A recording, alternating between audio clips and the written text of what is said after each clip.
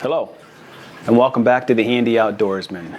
Today, we're in my basement. Recently, I moved from the city out to the country. And with that are some new experiences that I've never experienced before by living in non-city environments. And one of those being that the house that we purchased has a sump pump here. And I, being a city boy, have never experienced it before, so I've been doing a lot of research on sumps and things to do with them and how to maintain them and whatnot. One of the things that I need to correct is that I do not have a backup sump pump in the event that the primary pump goes out or the power goes out. So I went out and did some research and I purchased a battery backup system in the event of power failure to where I don't have to worry about my sump overflowing and the water not being able to discharge. And then in my research, I've discovered that I don't have a check valve in line with my current system that prevents water from coming back into the sump itself other than the designated pipes. So on my discharge today, I'm going to go ahead and install a check valve so that when the primary pump comes in, I don't have to worry about backfeeding, as well as installing a battery backup system. Now, this is my first time doing this. I thought I'd share the experience with you. But if you've got some tips or some suggestions that I can do to make this better as far as the installation goes, I'm all for it, and I don't have a problem coming back and correcting anything that I may have done wrong. So please leave something in the comment if I've done something wrong. Let me go through the equipment you're going to need to install a battery backup sump pump. So here's everything that you're going to need in order to hook up the battery backup sump pump. Now you may need a couple of additional parts or maybe fewer or less depending on your situation, but this is what I'm going to need. The only thing that's not shown here is my 1.25 inch discharge pipe, but that's a 10-foot piece I'll need to cut down.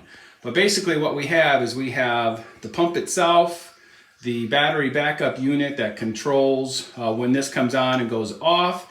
I had to provide the battery and all of these plumbing pieces.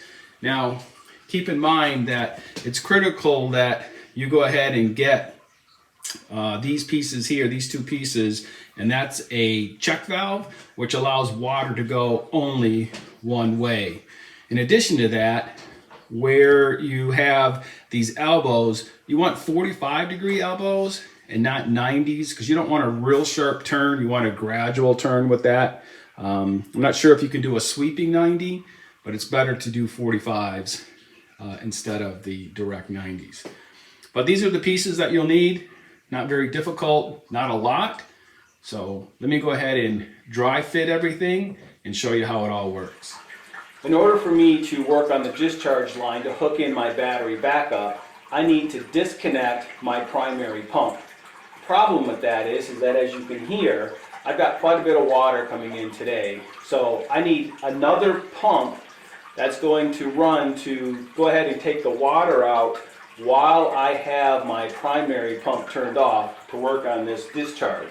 So you may need a secondary pump to go ahead and take the water out if it is running heavy on the day you plan to do this, like me. But just be aware that you may need another pump to take the water out as you're working on this system. To cut the PVC pipe, it's really not difficult. All you need is a hacksaw with a sharp blade, and just take your time, kind of stay straight with it. I like to turn my pipe as I'm cutting it before I cut all the way through it, just so that I've got the straight line going.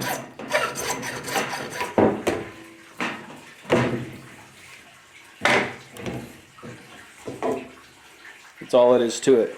Now what I usually do is take a piece of sandpaper, deburr the edges so that it'll be a nice, flat, tight fit into the other sections of pipe that go on here. Pretty simple to cut.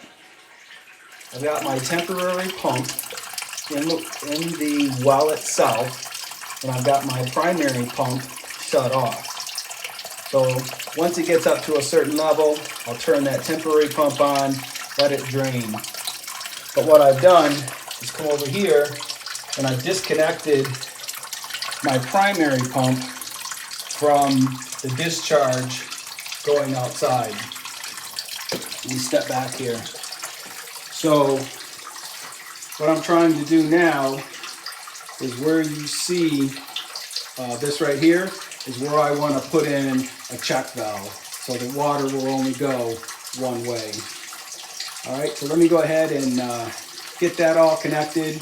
And I've also got my battery backup pump right here, and that's ready to be connected into a Y fitting going this way once I get my check valve on. All right, I've got that pipe out of there.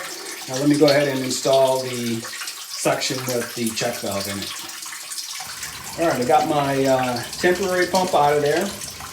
I've got my backup pump in, as well as the primary. And then this is my plumbing that's temporarily in place. So I'm gonna go ahead and mark this, and then I can glue it up. So as you can see here, I put pencil marks right at the joints so that when I take this apart and glue them back up, then this will help me to align it perfectly the way I had it when I dry fitted it all into place. So, little tip I learned watching a couple of YouTube videos is to mark your pipes. You need to take them apart, glue them, and put them back together.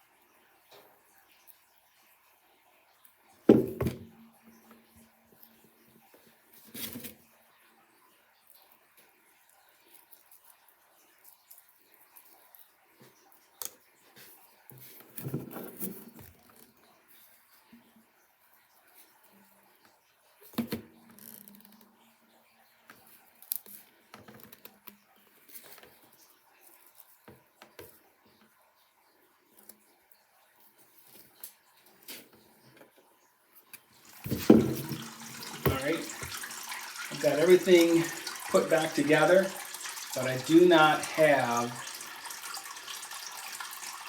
the backup connected just yet. I wanted to make sure there was no leaks with my primary pump, the connections to the backup, my check valve, and then going on up. So this is the check valve for the primary pump.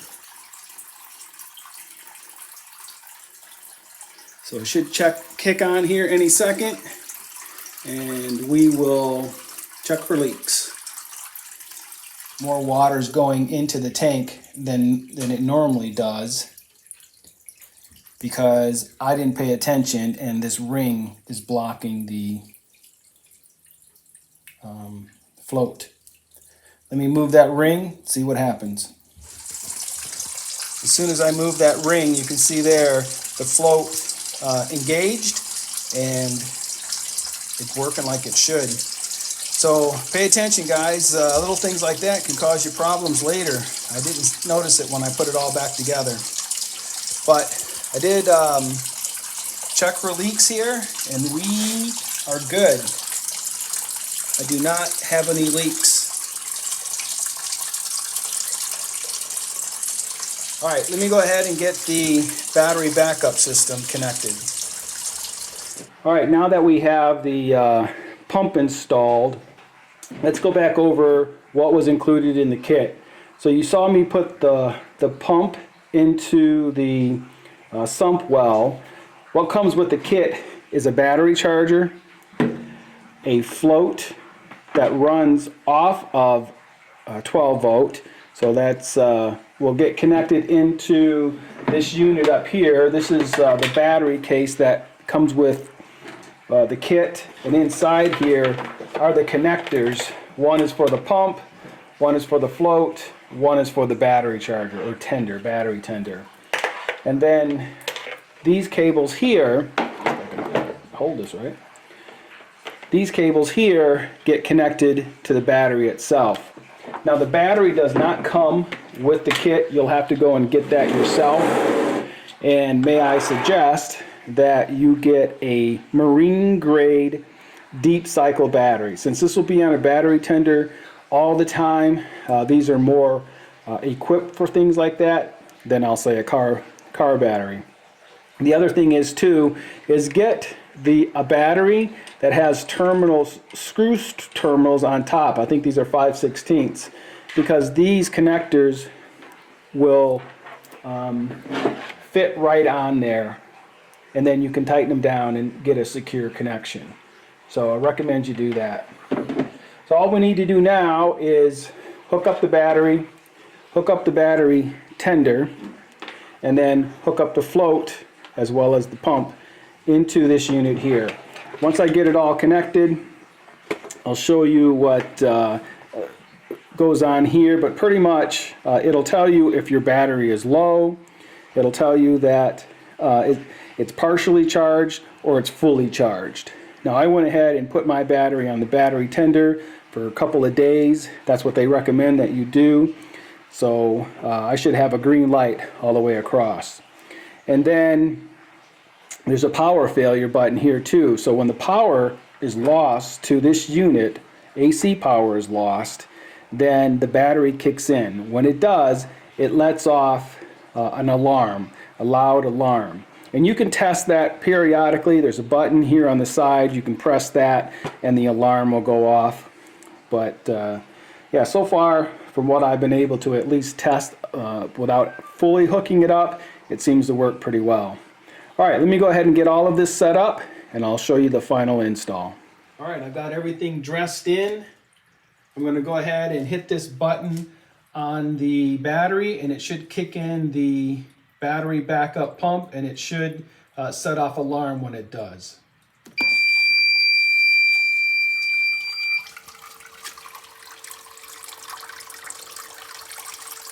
That's the backup pump running.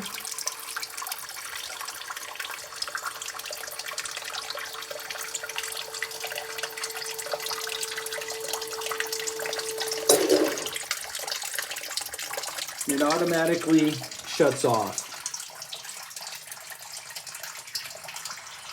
So that's it, guys. That's how you install a battery backup sump pump within your existing environment.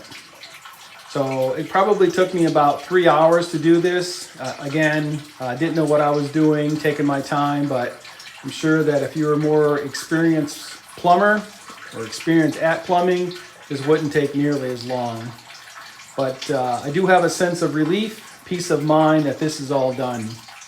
So, appreciate you watching. I hope you learned something. And if I did something incorrectly, again, please let me know down in the comments what I should have done differently. This is going to be a permanent solution for me, so I definitely want to do it right. As always, I appreciate you watching. Till the next time, take care and God bless.